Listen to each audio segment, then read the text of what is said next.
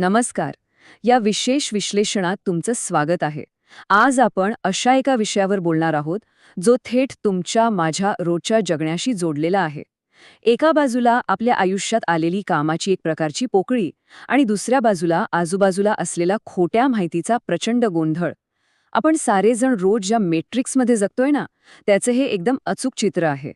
चला तर मग याच्या मुळाशी जाऊया. आता हे निरीक्षण बघा, तुम्हालाही अगदी तुमच्याच आयुष्यासारखं वाटेल. रोज सकाळी उठायचं, लॅपटॉप उघडायचा, ईमेल्सना रिप्लाय द्यायचे आणि दिवसाच्या शेवटी आतून एकदम रिकामं आणि थकून गेल्यासारखं वाटायचं. खरं सांगायचं तर हे फक्त शारीरिक थकव्याबद्दल नाहीये. आपण विचार करायला हवा की आपण फक्त एका मोठ्या मशीनचा छोटासा भाग बनलोय की खऱ्या अर्थानं माणूस म्हणून जगतोय. म्हणतात ना, पैसा पोट नक्कीच भरतो, पण जगण्याला अर्थ असेल तरच मन भरतं. हा विचार या समस्येचा एकदम गाभा पकडतो. कामामध्ये जर काही अर्थ उरला नाही ना, तर माणूस आतून पूर्णपणे पोकळ होऊ लागतो. केवळ पगार मिळणं हाच जर जगण्याचा एकमेव हेतू झाला, तर आपण फक्त अस्तित्वात आहोत, जगत नक्कीच नाही आहोत. मग यावर उपाय काय? सगळं सोडून पडून जाणं? अजिबात नाही. इथे आपल्याला आपला दृष्टिकोन बदलावा लागेल. सगळ्यात आधी आपला मूळ का म्हणजेच आपला उद्देश शोधायला हवा. आपण जे काही छोटंसं काम करतोय त्याचा दुसऱ्यांच्या आयुष्यावर काय आणि कसा परिणाम होतोय हे समजून घेतलं तर कामाला एक नवीन अर्थ मिळतो. दररोज काहीतरी नवीन शिकणं आणि छोट्या छोट्या यशांमध्ये आनंद मानणं हाच या धावपळीत टिकून राहण्याचा खरा मंत्र आहे. आता वळूया पुढच्या भागाकडे. ब्रेकिंग न्यूज की मोडकं सत्य, शोध पत्रकारितेचा मृत्यू. आपण आतून एवढे रिकामे आणि गोंधळलेले का आहोत हे समजून घेण्यासाठी या माहितीच्या पुरामागचं डिझाईन समजून घेणं खूप गरजेचं आहे. जुनी पत्रकारिता आणि आजचा काळ यातला हा फरक बघा. जुने दिवस आठवतात, जेव्हा बातमी देण्याआधी ती 100% बरोबर असल्याची खात्री केली जायची. पण आता शर्यत फक्त सर्वात आधी बातमी देण्याची आहे.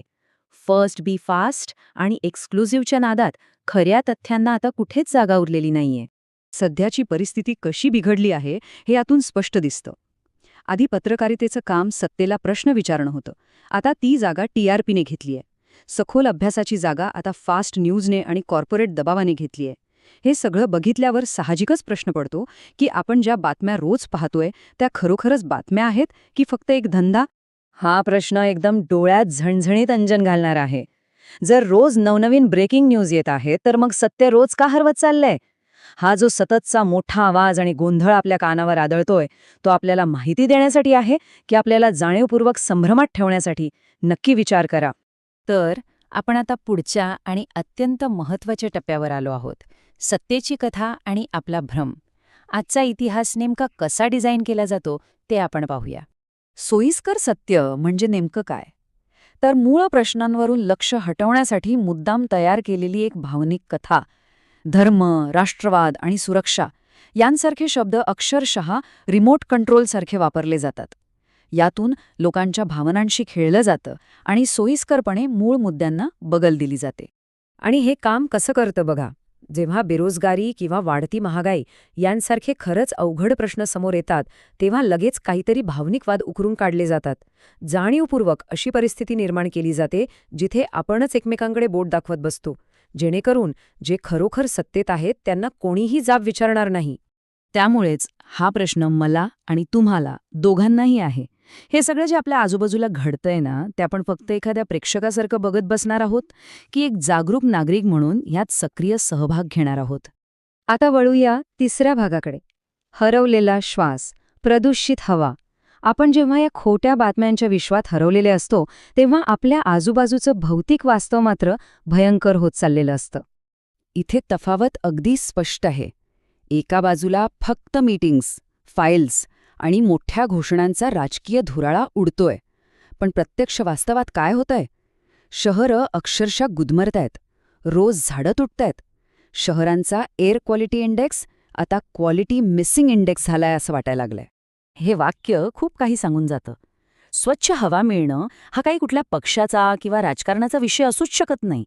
तो आपला मूलभूत मानवी हक्क आहे आणि त्यासाठी फक्त पोकळ घोषणा चालणार नाहीत, तर त्यासाठी हवाय तो बदल घडवून आणण्याचा शुद्ध इरादा. आता आपण उपायांबद्दल बोलूया. आज शहरं वाढतायत, इमारती उंच होतायत, पण एक गोष्ट मात्र मागे पडतीये, ती म्हणजे आपली सार्वजनिक वाहतूक व्यवस्था. बस स्टॉप आहे, पण बस वेळेवर नाही आणि त्यामुळे रस्ते गाड्यांनी भरतायत. ही एक मोठी सिस्टीम फेल्युअर आहे. बस कमी, गर्दी जास्त आणि शेवटच्या मैलाची म्हणजे लास्ट माईल कनेक्टिव्हिटी अजिबात नाही.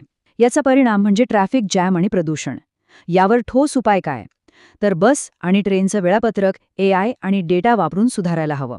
नवीन इलेक्ट्रिक बसेसची संख्या वाढवणं, त्यांचं रिअल टाईम ट्रॅकिंग करणं खूप गरजेचं आहे. बसस्टॉपपासून घरापर्यंत ई-रिक्षा किंवा सायकलची सोय असायला हवी. जर शहरं खरंच स्मार्ट बनवायची असतील तर फक्त इमारती नाही, वाहतूक व्यवस्था स्मार्ट बनवावी लागेल. कारण लक्षात ठेवा, शहरं रस्त्यांवर चालत नाहीत, तर त्या रस्त्यांवर चालणाऱ्या लोकांवर चालतात. तर आता शेवटच्या टप्प्याकडे वळूया, प्रश्न विचारण्याची वेळ. प्रेक्षकाच्या भूमीतून बाहेर पडून खऱ्या अर्थाने नागरिक बनण्याची वेळ आली आहे. प्रेक्षक ते नागरिक हा प्रवास कसा करायचा? तर सगळ्यात आधी हा सगळा भ्रम ओळखावा लागेल. जी माहिती समोर येतेय ती तपासावी लागेल. दुसरी गोष्ट म्हणजे स्वतःचं ध्येय, स्वतःचं पर्पज पुन्हा शोधणं आणि सगळ्यात महत्त्वाचं, जबाबदारीची मागणी करा आणि कठीण प्रश्न विचारायला अजिबात घाबरू नका. आपली कथा आपल्याच हातात पुन्हा घेण्यासाठी आपल्याला हे करावंच लागेल. खऱ्या बातम्या देणाऱ्या स्वतंत्र माध्यमांना सपोर्ट करा. व्हॉट्सॲपवर किंवा कुठेही काही फॉरवर्ड करण्यापूर्वी फॅक्ट चेक करा. वादापेक्षा संवादाला प्राधान्य द्या. सर्वात आधी बातमी मिळण्यापेक्षा सर्वात अचूक बातमी मिळण्याला महत्त्व देऊया. हे वाक्य बघा, अगदी मनाला भिडणारं आहे. सत्तेकडे कितीही ताकद असू देत, त्यांनी कितीही सोयीस्कर कथा रचू देत, पण अंतिम ताकद नेहमी तुमच्या माझ्या म्हणजेच एका सामान्य नागरिकाच्याच हातात असते. नागरिक एकत्र येतात आणि सत्तेची मागणी करतात, तेव्हाच खरा इतिहास घडतो. जाता जाता एक महत्त्वाचा विचार. पुढच्या वेळी जेव्हा तुमच्यासमोर एखादी ब्रेकिंग न्यूज किंवा एखादं नवीन धोरण येईल, तेव्हा आपण फक्त बघ्याची भूमिका घेऊन अंधपणे टाळ्या वाजवणार आहोत की एक जागरूक नागरिक म्हणून योग्य ते प्रश्न विचारणार आहोत? विचार नक्की करा. आणि हो, जाता जाता हेही सांगा की